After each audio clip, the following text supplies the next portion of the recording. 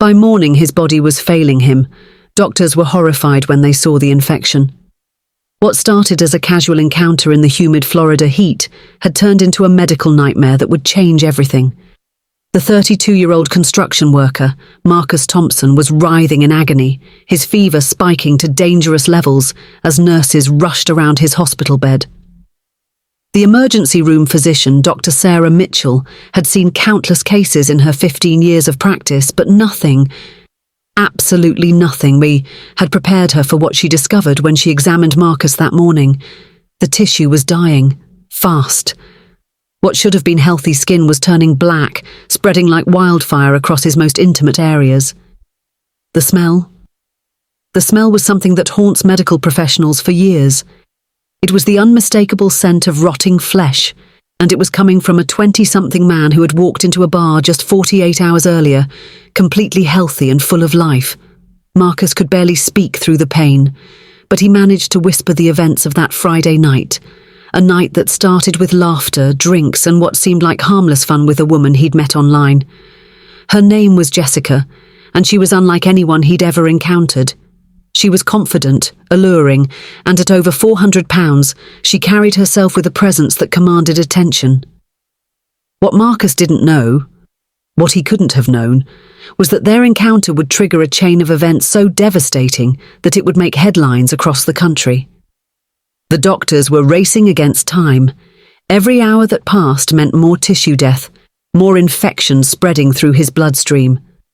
As they prepped Marcus for emergency surgery, one question echoed through the sterile hospital corridors. What exactly had happened in that motel room 2 nights ago? Before we continue with Marcus's terrifying ordeal, let us know in the comments where you're watching from. We'd love to hear from you. And if you're new here, click on the subscribe button so you never miss any of our upcoming videos. Marcus Thompson was the kind of guy you'd find at any construction site across Florida. Born and raised in Tampa, he'd spent his entire adult life working with his hands, building homes and commercial buildings under the relentless Florida sun. At 32, he was single, lived in a modest apartment near downtown, and enjoyed the simple pleasures in life.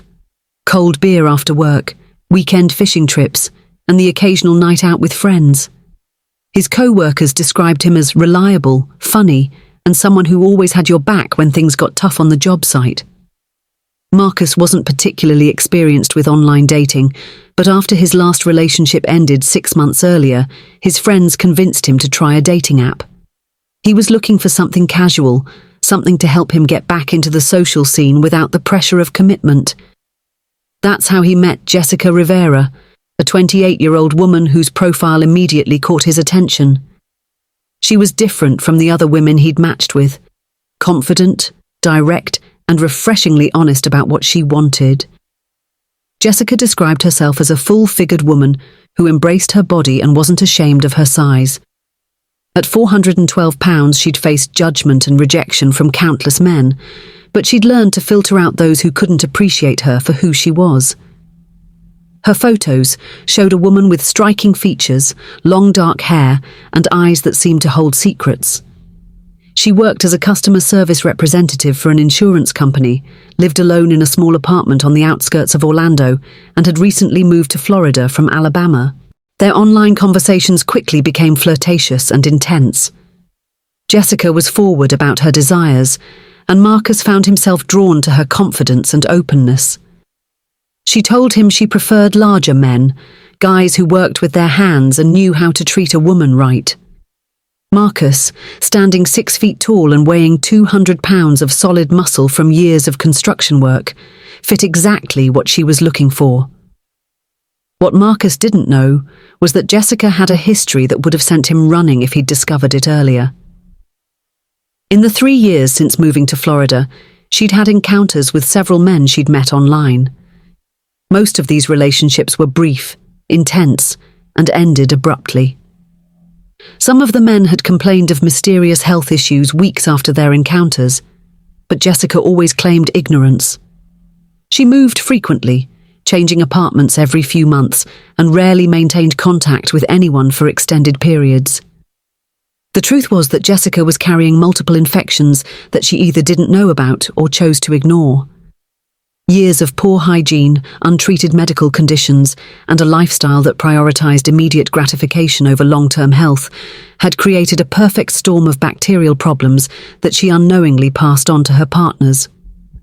Her previous encounters had resulted in at least 3 men seeking medical treatment for unusual infections, but none of them had been severe enough to warrant a criminal investigation.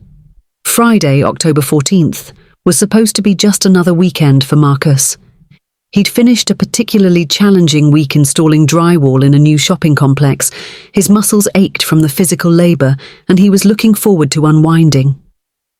Jessica had been texting him throughout the day, suggesting they finally meet in person after 2 weeks of online conversations.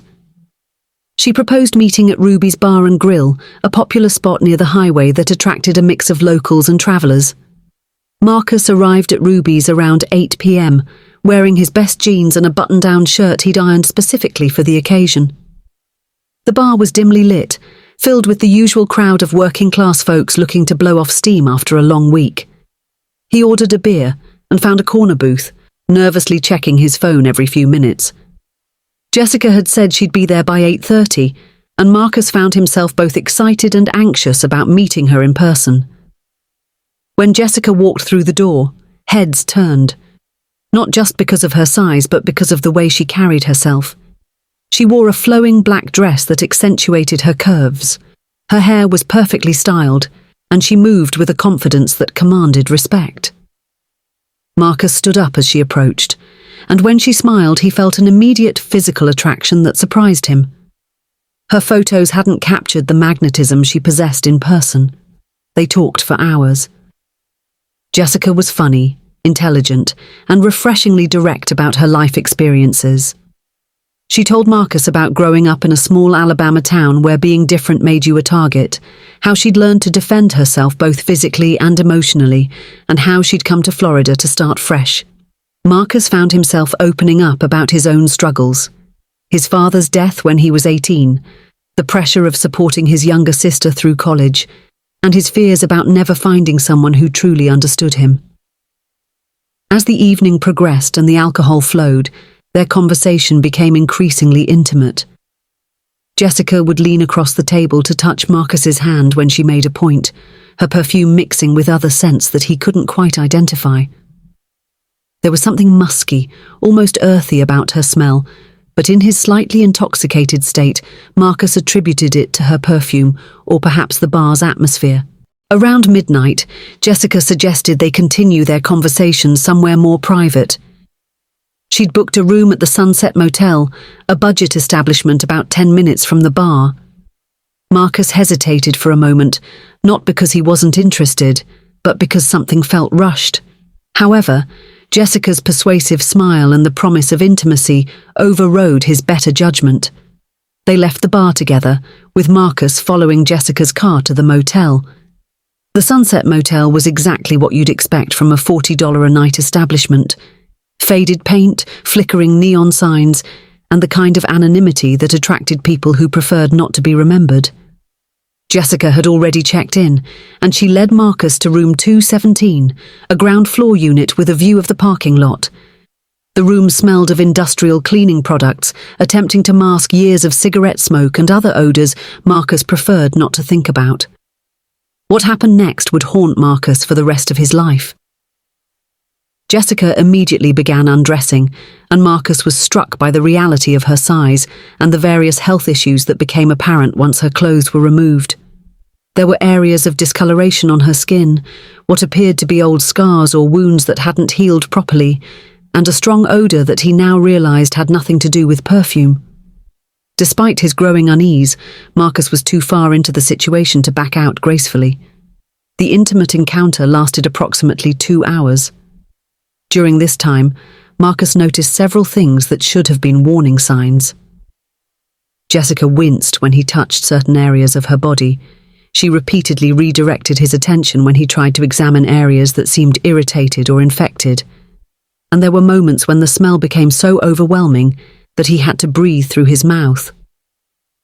However, the combination of alcohol, physical attraction, and the heat of the moment prevented Marcus from making the decision that would have saved him from the nightmare that was about to unfold.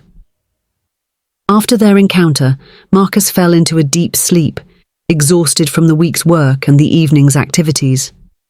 Jessica remained awake for most of the night, and when Marcus briefly woke around 4 a.m., he noticed she was sitting by the window smoking a cigarette and staring out at the empty parking lot. She seemed different, distant, almost cold. When he asked if she was okay, she simply nodded and told him to go back to sleep. Marcus woke up alone. The digital clock on the nightstand read 9:47 a.m., and Jessica was nowhere to be found. Her clothes, her purse, even the cigarette butts from the ashtray. Everything was gone, except for a faint lingering smell that Marcus was beginning to associate with something deeply unpleasant. He checked his phone and found no messages, no missed calls, nothing to indicate where Jessica had gone or when she'd left. As Marcus sat up in bed, the first wave of discomfort hit him. It started as a burning sensation, similar to what you might feel after spending too long in the sun, but localized to his genital area. He initially dismissed it as normal irritation from their extended encounter, but as he stood up and walked to the bathroom, the pain intensified dramatically. What had been a mild burning sensation was now feeling like someone was holding a lit match to his most sensitive areas. Marcus examined himself in the bathroom mirror, and what he saw sent the first real wave of panic through his system. There was visible redness and swelling, far beyond what could be considered normal after intimate contact. More disturbing were small areas that appeared to be developing blisters or sores, and the smell, that same musky, rotten smell he'd noticed about Jessica, was now emanating from his own body. He quickly showered, using the harsh motel soap to scrub himself thoroughly, hoping the hot water and aggressive cleaning would provide relief. Instead, the shower made everything worse. The hot water felt like acid on the affected areas, and the soap seemed to intensify the burning sensation. Marcus had to grip the shower walls to keep from falling as waves of pain washed over him. After drying off and getting dressed, Marcus tried calling Jessica's number. The phone rang twice before going to voicemail. He left a message asking if she was okay and suggesting they talk about the previous night. But even as he spoke, he realized he sounded desperate and confused. He tried texting her as well, but the messages showed as delivered but never read. The drive home was agony. Every bump in the road, every red light that forced him to sit still, every movement of his body against the car seat sent fresh waves of pain through his system. Marcus had experienced injuries on construction sites. Broken bones, deep cuts, burns from hot materials. But nothing had prepared him for this type of internal, intimate pain that seemed to be getting worse with each passing hour. Once home, Marcus immediately went online to research his symptoms. What he found terrified him. The combination of burning pain, visible inflammation, rapid onset, and that distinctive smell all pointed to various types of infections, some of which were serious enough to require immediate medical attention. However, the embarrassment of the situation, combined with his natural reluctance to seek medical help unless absolutely necessary, convinced Marcus to try treating the symptoms himself. He made multiple trips to different pharmacies, buying over-the-counter antifungal creams, pain relievers, and antibiotic ointments. Each pharmacist asked if he needed help finding anything, and Marcus had to force himself to appear normal while internally screaming from the pain. He applied the various treatments according to the package directions, but instead of improvement, the symptoms seemed to be accelerating. By 6 p.m. Saturday evening, approximately 18 hours after waking up in the motel room, Marcus could barely walk. The pain had evolved from burning to what felt like his flesh was being eaten away from the inside. The affected areas were now visibly swollen, discolored, and beginning to develop what looked like dead tissue around the edges. The smell had become so strong that Marcus worried his neighbors would notice it through the apartment walls. Marcus spent Saturday night in a delirious state, alternating between ice packs and hot baths, trying desperately to find any position or treatment that would provide even momentary relief. He called in sick to work, something he'd only done 3 times in his entire career, and spent Sunday researching emergency rooms and urgent care clinics while battling increasing fever and chills. By Sunday evening, Marcus could no longer deny that he was facing a medical emergency. His temperature had spiked to 103 degrees. He was experiencing dizziness and nausea, and the affected areas of his body looked like something from a horror movie. The flesh was turning dark, almost black in some places, and there was a clear line of demarcation where healthy tissue met whatever was destroying his body from within. Marcus drove himself to Tampa General Hospital, stopping twice during the 15-minute journey to vomit on the side of the road. He could barely walk from the parking garage to the emergency room entrance, and when he finally reached the reception desk, his appearance immediately triggered the hospital's protocol for potential infectious disease cases. The triage nurse, Maria Santos, had seen thousands of patients in her 12-year career, but Marcus's condition immediately caught her attention. He was sweating profusely despite the hospital's air conditioning. His skin had a greyish pallor that indicated systemic infection, and there was a smell, an unmistakable odour of rotting tissue that experienced medical professionals recognise instantly. Within minutes, Marcus was in an isolation room being examined by Dr. Sarah Mitchell, the emergency physician who would later describe his case as one of the most severe presentations of necrotizing fasciitis she'd encountered in her career. Dr. Mitchell had completed her residency at a Level 1 trauma center in Miami, where she'd treated gunshot victims, overdoses, and every conceivable type of medical emergency. But Marcus's condition shocked even her experienced medical team. When Marcus finally removed his clothes for examination, the extent of the damage became clear. What had started as localized irritation had become a rapidly spreading infection that was literally eating away healthy tissue. The medical term is necrotizing fasciitis, commonly known as flesh-eating bacteria, and in Marcus's case, it had found the perfect environment to multiply and spread at an alarming rate. Dr. Mitchell immediately called for backup from the hospital's infectious disease specialist, Dr. Robert Kim, and the surgical team led by Dr. Amanda Rodriguez. The three physicians worked together to assess the extent of the damage, while Marcus drifted in and out of consciousness from the pain and fever. What they discovered was that the infection had already spread beyond the initial site and was beginning to affect his bloodstream, creating the potential for septic shock. The medical team faced a crucial decision. Emergency surgery was necessary to remove all the dead and dying tissue, but the extent of the procedure would be both physically and psychologically devastating for Marcus. Dr. Rodriguez explained to Marcus during a moment when he was lucid that they would need to perform extensive debridement, essentially cutting away all the infected tissue to prevent the bacteria from spreading further into his body. Marcus, barely conscious and in agony, could only nod his consent as the medical team prepared him for what would be the first of multiple surgeries. The anesthesiologist, Dr. Michael Torres, noted that Marcus's vital signs were becoming increasingly unstable, and there was a real possibility that he might not survive the procedure. The surgery lasted 4.5 hours.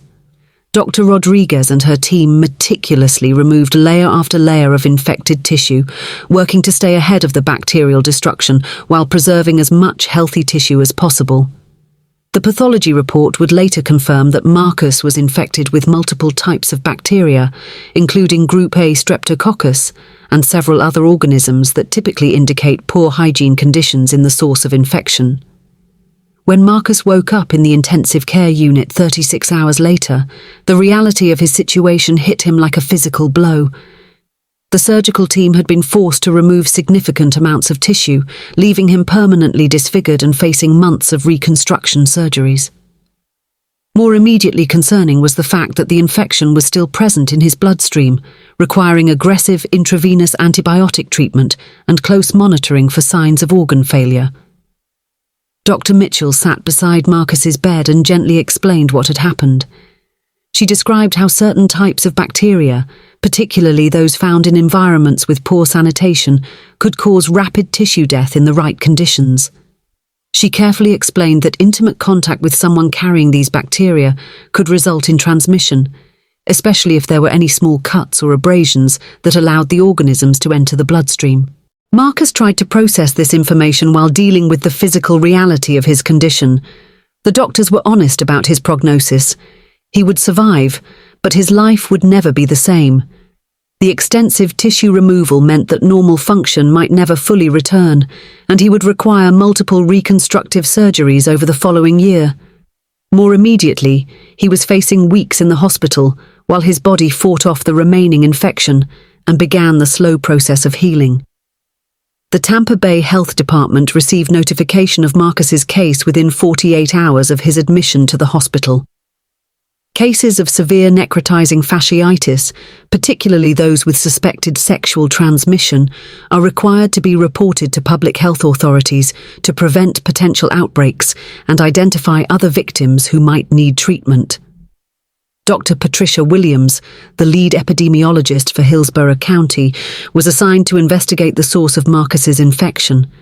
With over 20 years of experience tracking infectious diseases, Dr. Williams had seen cases ranging from food poisoning outbreaks to antibiotic-resistant tuberculosis, but sexually transmitted necrotizing fasciitis cases were relatively rare and always raised red flags about the source of infection. Dr. Williams's first step was interviewing Marcus about his recent sexual contacts. Initially, Marcus was reluctant to provide details, partly due to embarrassment and partly because he was still recovering from surgery and heavy pain medication. However, as Dr. Williams explained the serious public health implications, Marcus realized that other men might be at risk and provided Jessica's contact information and a detailed account of their encounter. The investigation hit its first roadblock when Dr. Williams attempted to contact Jessica. The phone number Marcus provided was no longer in service, and the address from her dating profile led to an apartment complex where the manager claimed no one by that name had ever been a tenant. More disturbing was the discovery that Jessica's dating profile had been completely deleted, with no trace of their previous conversations or her personal information. Dr. Williams expanded the investigation by working with local law enforcement to track Jessica's real identity. Detective Lisa Crawford from the Tampa Police Department's Special Victims Unit was assigned to assist with the case, bringing her experience with crimes involving vulnerable victims and predatory behavior. The investigation revealed that Jessica Rivera was likely a false identity. Credit card records from the motel showed the room had been paid for with cash, and surveillance footage from the bar where she met Marcus was too grainy to provide clear identification. However, Detective Crawford's investigation into similar cases across Florida began to reveal a disturbing pattern. Over the previous 3 years, emergency rooms in Orlando, Jacksonville, and Miami had treated at least 6 men for severe genital infections following encounters with women they'd met through online dating platforms. The women were described similarly in each case: very large, confident, using dating profiles with limited personal information, and disappearing completely after intimate encounters that resulted in serious medical complications for their partners. Dr. Williams contacted the physicians who had treated these previous cases and discovered that several of the men had suffered permanent damage similar to Marcus's condition. 2 of the victims had required multiple surgeries, one had experienced life-threatening sepsis, and another had been left with chronic pain and disability that prevented him from returning to work. The investigation took a more urgent turn when Detective Crawford connected with health departments in Alabama, where similar cases had been reported before the pattern appeared in Florida. Records from Jefferson County, Alabama, showed that a woman matching Jessica's description had been linked to at least 3 cases of severe sexually transmitted infections before apparently relocating to Florida in early 2019. Working with Alabama authorities, investigators pieced together the real identity of the woman Marcus knew as Jessica. Her actual name was Sandra Michelle Patterson, a 31-year-old woman with a history of mental health issues, multiple arrests for fraud and identity theft, and a documented pattern of using false names to avoid detection by both law enforcement and health authorities. Medical records obtained through court orders revealed that Sandra had been diagnosed with multiple sexually transmitted infections over the years, but had repeatedly failed to complete treatment courses or follow up with medical care. Her conditions had progressed to the point where she was carrying antibiotic-resistant strains of bacteria that could cause severe infections in partners, but she had apparently chosen to ignore medical advice and continue engaging in risky behavior. The investigation also revealed that Sandra had been systematically targeting men through dating apps, specifically seeking out those who seemed lonely, recently divorced, or emotionally vulnerable. She would establish online relationships over several weeks, building trust and emotional connection before suggesting in-person meetings. Her pattern was always the same: meet at bars near highways, suggest motel rooms for privacy, engage in intimate contact, and disappear before her partners woke up. Mental health experts consulted during the investigation suggested that Sandra's behavior might be driven by a combination of factors, including untreated mental illness, anger at rejection she'd experienced due to her size, and a possible desire to harm others as a way of dealing with her own psychological pain. However, proving criminal intent would be challenging, as Sandra could claim she was unaware of her infectious status or the potential consequences of her actions. The most disturbing aspect of the investigation was the discovery that Sandra had been escalating her behavior. The earliest cases in Alabama had resulted in relatively minor infections that were successfully treated with antibiotics. However, as her own untreated conditions worsened and became more resistant to treatment, the severity of infections she transmitted had increased dramatically, culminating in Marcus's life-threatening case. The story of Marcus Thompson's ordeal remained relatively quiet until a nurse at Tampa General Hospital mentioned the unusual case to her brother, a freelance journalist who specialized in bizarre Florida news stories. Within days, the case had been picked up by local news stations, and from there, it exploded across social media platforms and national news outlets. The headline that appeared on most news websites was deliberately sensational. Florida man nearly dies after encounter with 400-pound woman carrying flesh-eating bacteria. The story had all the elements that modern media consumption craved: sexual scandal, medical horror, weight-based discrimination, and the always popular Florida man angle that had become synonymous with bizarre news stories. Local news stations in Tampa were the first to report on the story, with WFLA Channel 8's Evening News featuring an interview with Dr. Mitchell about the medical aspects of necrotizing fasciitis. The story quickly gained traction on social media, where it was shared thousands of times within the first 24 hours, often accompanied by jokes and memes that trivialized the serious medical and legal implications of the case. Facebook and Twitter users latched onto the story with a mixture of shock, humor, and judgment. Comments ranged from crude jokes about Marcus's choices to more serious discussions about the dangers of casual sexual encounters and the responsibilities people have to disclose known health conditions. Unfortunately, much of the online conversation devolved into body shaming and discriminatory comments about both Marcus and Sandra, with users making assumptions about their lifestyle choices and personal character. The story gained national attention when it was picked up by cable news networks and online platforms like Reddit, where it became one of the most discussed stories in several forums. The Reddit thread dedicated to the story received over 15,000 comments in its first week, with users analyzing everything from the medical details of necrotizing fasciitis to the legal implications of knowingly transmitting infectious diseases. Several news outlets attempted to interview Marcus during his recovery, but his family and medical team made the decision to protect his privacy during the healing process. However, this decision only fueled more speculation and sensationalized reporting, with some outlets publishing articles based entirely on unnamed sources and medical speculation. The case also sparked serious discussions in medical and legal communities about the challenges of prosecuting cases involving sexually transmitted infections, particularly when the transmission might be unintentional or when the perpetrator suffers from mental health issues that affect their decision-making capacity. Legal experts appeared on television programs to discuss the precedent that Sandra's case might set for similar situations in the future. Public health officials used the media attention as an opportunity to educate the public about the realities of necrotizing fasciitis and other serious sexually transmitted infections. Dr. Williams gave several interviews emphasizing that while Marcus's case was extreme, it highlighted the importance of honest communication between sexual partners and regular medical screening for sexually active individuals. The story also generated discussion about online dating safety, with experts recommending background checks, video calls before in-person meetings, and trusting instincts when something feels wrong about a potential partner. Dating app companies found themselves answering questions about their verification processes and what responsibility they bear for ensuring user safety. However, much of the media coverage and public reaction missed the most important aspects of the story.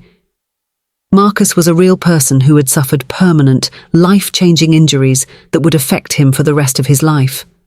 Sandra, regardless of her actions, was also a human being with serious untreated medical and mental health conditions who needed professional intervention rather than public ridicule. The sensationalized coverage also had the unintended consequence of discouraging other potential victims from coming forward. Several men who had experienced similar symptoms after encounters with women matching Sandra's description chose not to contact authorities because they feared becoming the subject of similar media attention and public mockery. Marcus Thompson spent 43 days in Tampa General Hospital, undergoing 6 surgical procedures to remove infected tissue and begin the reconstruction process. The physical healing was only part of his recovery.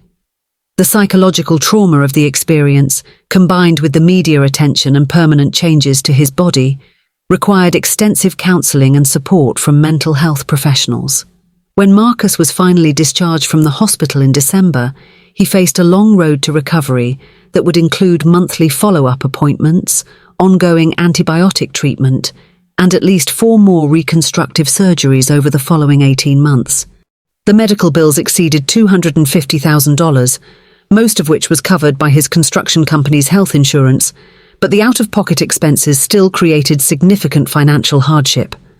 More challenging than the financial burden was the impact on Marcus's ability to work and maintain relationships. The extensive tissue damage meant that he could no longer perform the physical labor that had defined his career, forcing him to retrain for office work while dealing with chronic pain and mobility limitations. The psychological impact of the trauma also affected his ability to trust others and engage in intimate relationships. Marcus's family, particularly his sister Jennifer, became his primary support system during recovery.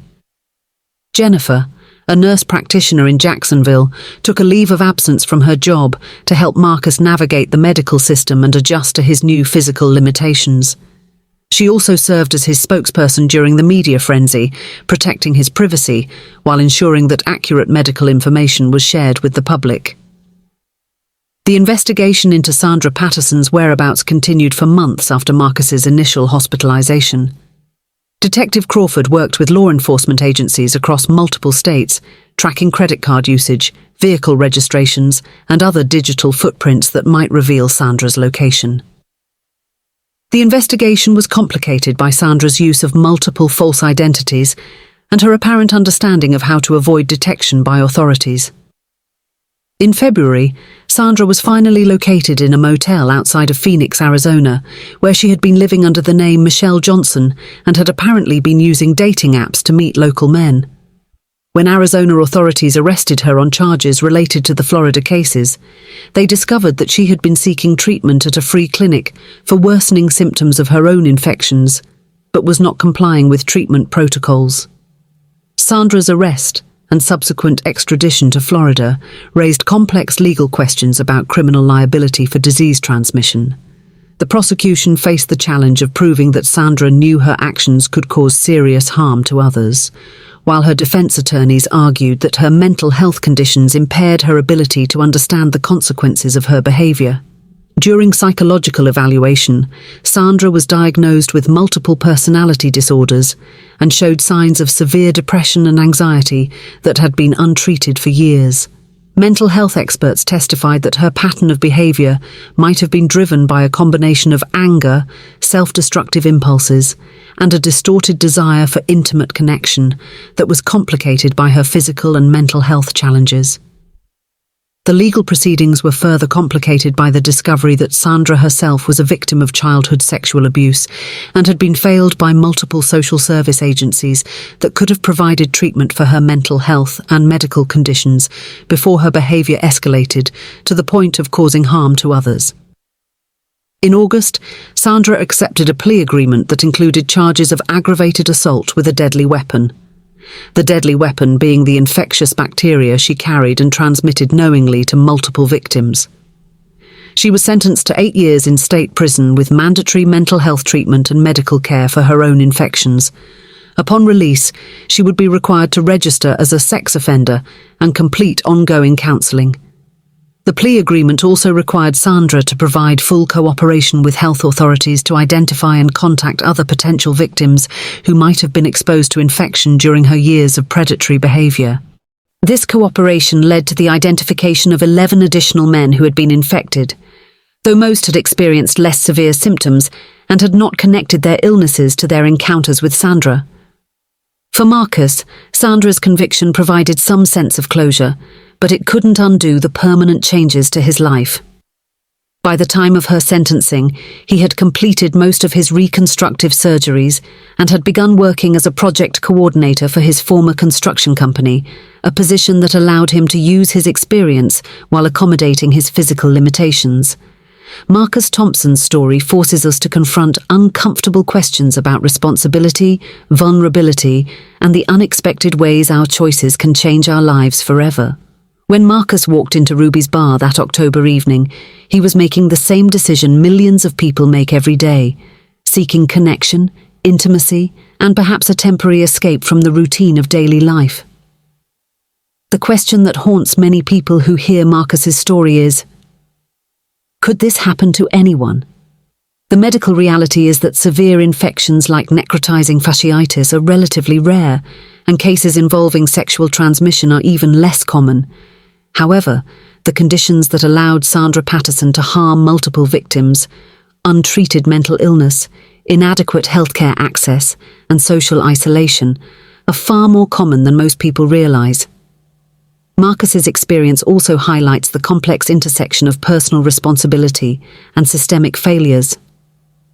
While Sandra bears ultimate responsibility for her actions, her behavior was enabled by a healthcare system that failed to ensure she received proper treatment for her medical conditions and a social services system that didn't recognize or address her mental health crises before they escalated to criminal behavior.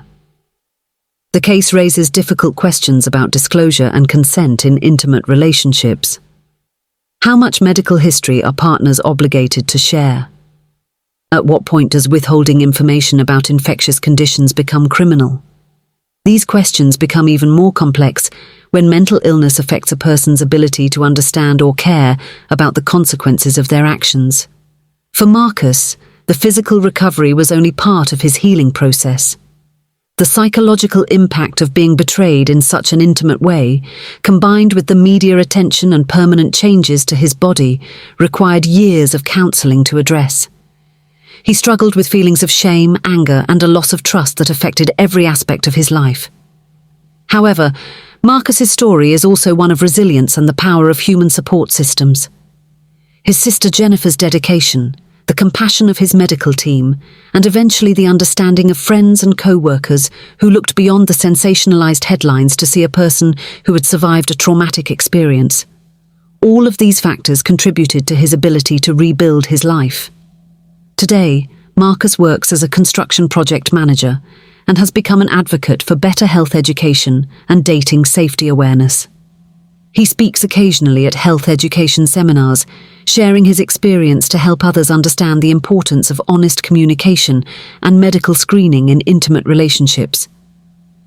The broader implications of Marcus's case extend beyond individual responsibility to questions about how society addresses mental illness, provides healthcare access, and prevents predatory behavior before it causes irreversible harm.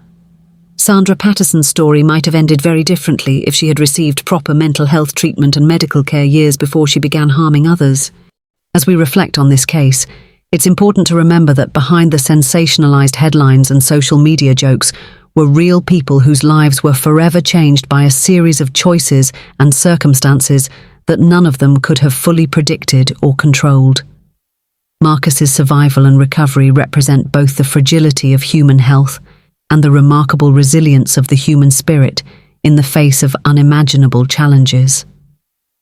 The question that lingers after hearing Marcus's story isn't just about the specific medical and legal issues involved, but about the broader human capacity for both harm and healing and the responsibility we all share for creating communities where people like Sandra receive help before they hurt others, and where victims like Marcus receive not just medical treatment, but the support and understanding they need to rebuild their lives. So I ask you, how do you think this story might have unfolded differently if Sandra had received proper mental health care years earlier? And if you found yourself in Marcus's situation, do you think you would have made different choices that night at Ruby's bar? Let us know your thoughts in the comments below, and remember that behind every headline is a human story that deserves our compassion and understanding.